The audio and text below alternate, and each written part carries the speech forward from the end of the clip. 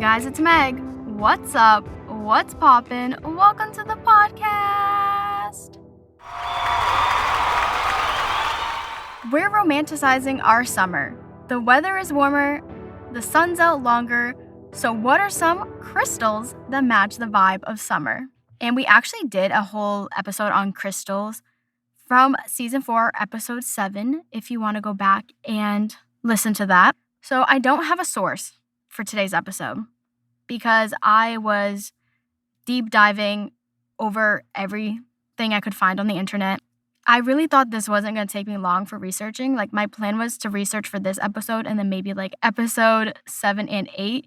But honestly, this episode took me like a good hour to research because I deep dived for you all. So we have 10 crystals, no particular order that we're going to talk about. Also, gotta put it out there, I am not an expert. I don't call myself an expert. I just really love crystals. So we're going to talk about them. The first one we have is aquamarine, which I feel like we could honestly do a whole podcast episode on aquamarine because there was so much folklore behind this gem.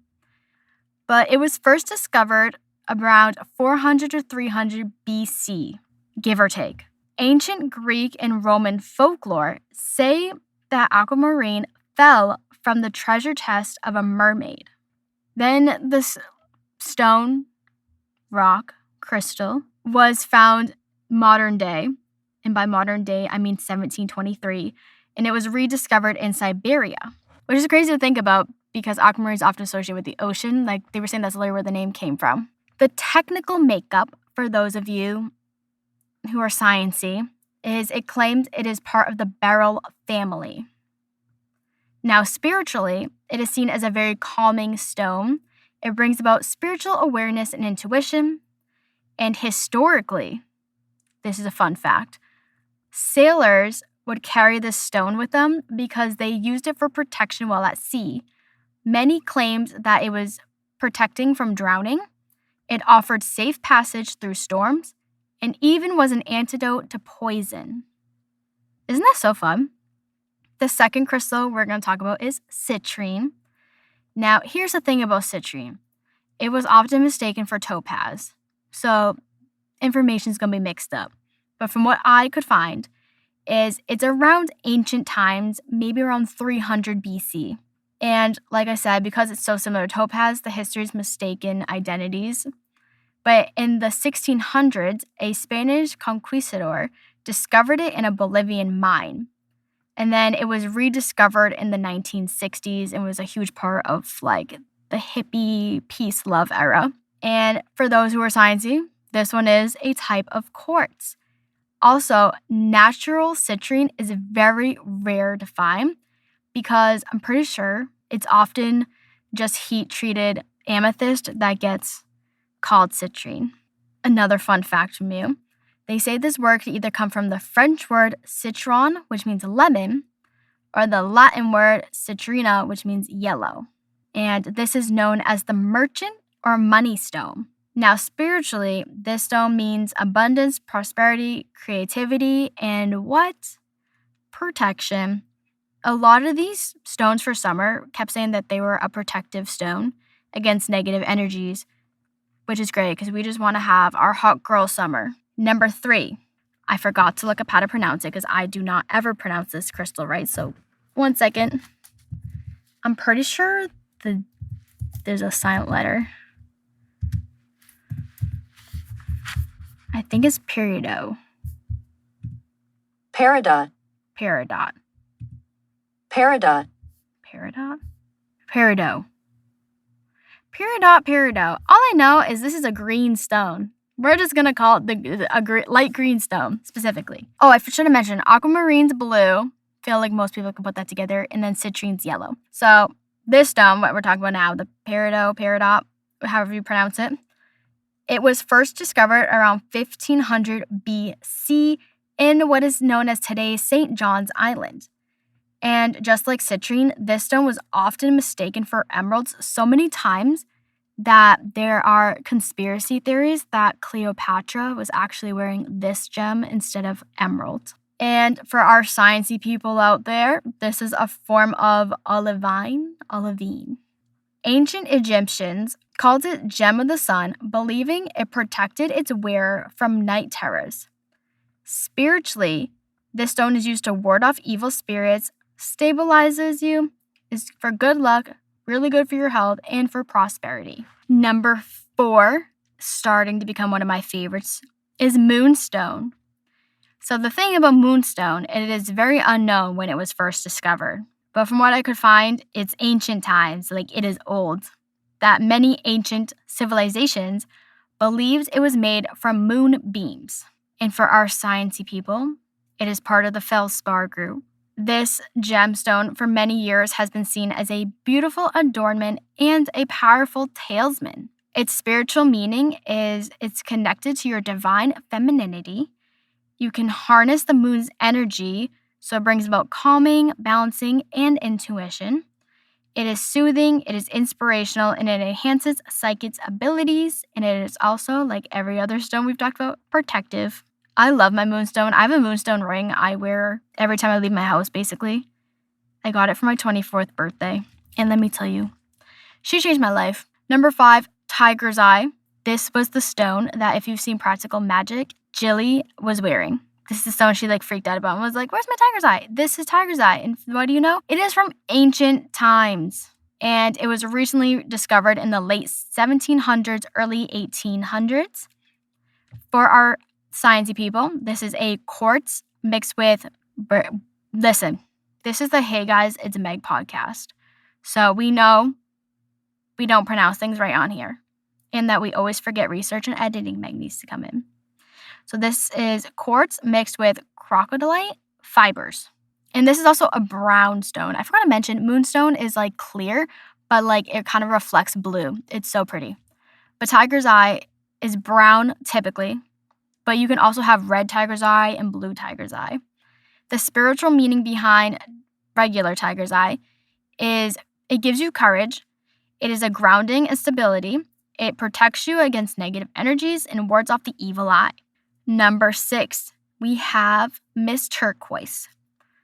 They said it's around since ancient times, maybe about 3000 BCE, because Egyptian tombs have been found with turquoise jewelry. For our sciencey people out there, it's a hydrated phosphate of copper and aluminum. And just like our citrine, which is often found on the market as heat-treated amethyst, 9 out of 10 times, especially over in America, turquoise is just dyed howlite. It's very sad. And I didn't write this down, but when I was doing my research, it said that turquoise is often heavily associated with Native Americans. And the spiritual meaning is it cleanses negative energy, it brings good fortune, it enables truthful communication by connecting to the throat chakra, and it's also a protective stone, which is why a lot of ancient civilizations used it. Number 7, we have Larimar. I actually don't own a piece. All these other crystals, no, I don't own citrine. What was the first crystal we talked about? Aquamarine. I do have an aquamarine bracelet. I don't own anything citrine. What was 3? Oh, peridot, whatever you pronounce that. I actually just bought myself a ring of that for my birthday. I have moonstone we talked about. I do have a lot of tiger's eye stuff. I do have a turquoise ring. She's fake. I know for a fact she's fake. It just dyed howlite, but she's still pretty. Larimar. I want to get a piece of Larimar so badly, but they sell it so expensive here in America. Hey, what's up? It's Editing Meg, and I actually own citrine now. Shortly after I originally recorded this episode, I went to this crystal store down Rhode Island, and I bought this bracelet that's tiger's eye, citrine, and black tourmaline. But it was first discovered originally around 1916 in the Dominican Republic. But at the time, the request to mine it was denied. So it was never officially documented. But then in 1974, it was rediscovered and officially named. And what I was seeing on this source, I don't know how true it is, but it was saying that the guy named the stone after his daughter, and her name was Larissa. So that's where the Lar comes from. And then the Mar means ocean. So he just combined it because that's where he found it near the ocean. But they also said that people in the Dominican Republic have always knew about this stone. So just like all the other ones, it's probably from ancient times. the sciencey people in the room, a type of pectolite. And this stone is actually, so far, only found in the Dominican Republic. And I've heard stories that people sell it on the beach. And I'm like, that is so cool. The spiritual meaning behind this is it's a clear communication, has a lot of inner wisdom. It has tranquil energies because it's matching the ocean. And it's a very healing energy. Number 8. This is my number 1 favorite crystal, stone, rock, gem, whatever you want to call it, of all time. It is ocean jasper. I love this stone. It is so pretty. And the thing about ocean jasper is I have so many pieces of it because it all looks so different. But for ocean jasper, it was first discovered in 1922, but no one knows exactly where. And people have brought it to museums when it was first discovered. And museums were like, okay, this is cool, but where's it from? And people were like, we don't know. It was rediscovered in 2000 along the coast of Madagascar after a 45-day search. And from articles I was looking at, it looked like he actually started a couple of years before 2000, before he found it, because the issue was you could only find it in low tide. And that's why they were never finding it. Now, the sad, kind of awful thing about it is the original location in 2000 was officially mined out in 2006. It said that miners exhausted its supply, so that is all we'll ever have from that location that's currently on the market today. The spiritual meaning is it relieves stress, it brings tranquility, it cleanses negative energy, and helps with emotions. Number 9, amanzanite. Pretty sure that's how you spell it. Say it.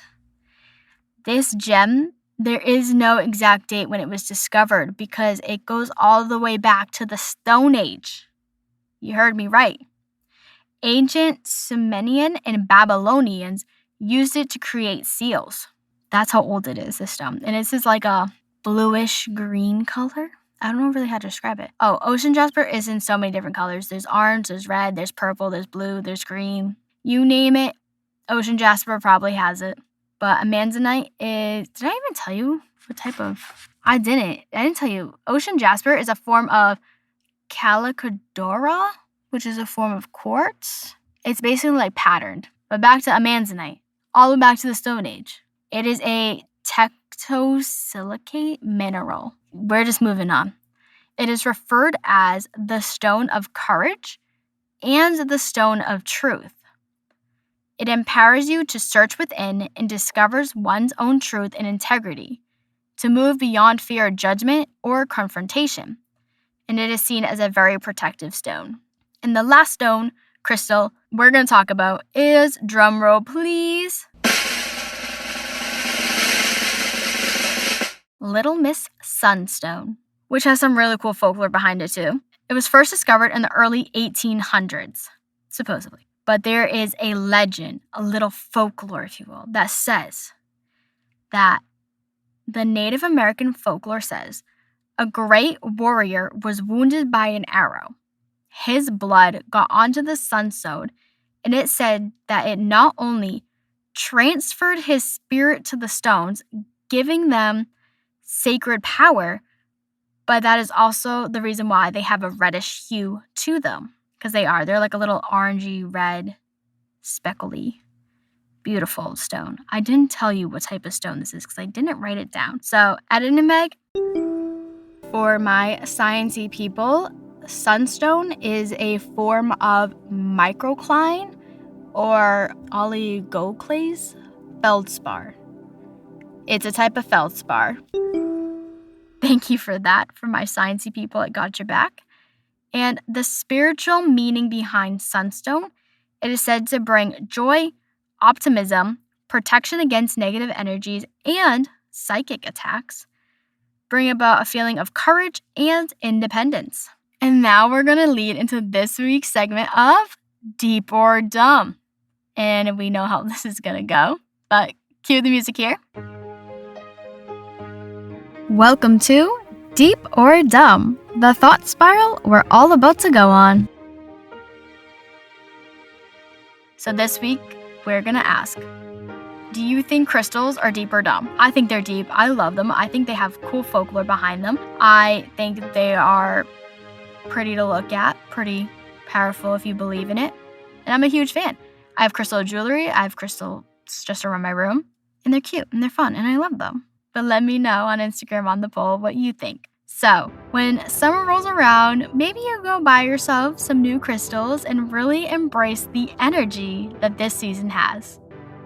Thank you for tuning into this week's episode of Hey Guys, It's Meg. You can follow Hey Guys, It's Meg _podcast on Instagram for updates and good times. Come back next Monday at 9 a.m. Going along with this crystal and witch stuff, we're going to talk about the trend Sea Witchery. I'll see you all on the flip side. Peace out, Girl Scouts.